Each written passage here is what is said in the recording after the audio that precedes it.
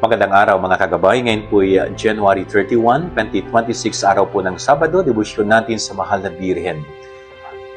Ako po si Father Marvin at ang ating ebanghelyo ay hango sa ebanghelyo ni San Marcos chapter 4, verse 35 to 41. Takot na takot po ang mga alagad ng Panginoon habang sila'y nasa bangka at nasa kalagitnaan ng lawa. Nung biglang lumakas ang hangin, tumaas ang alon. So takot na takot po sila. No? At dahil sa sobrang takot ng mga alagad, no?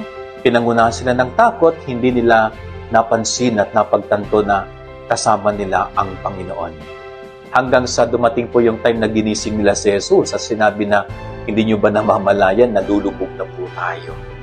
At immediately, pinatigil ng Panginoon yung hangin, pinakalma ng Panginoon yung alon. So, naging mapayapa ulit ang lawa. So, ano pong ibig sabihin nito? Very simple lamang po, no?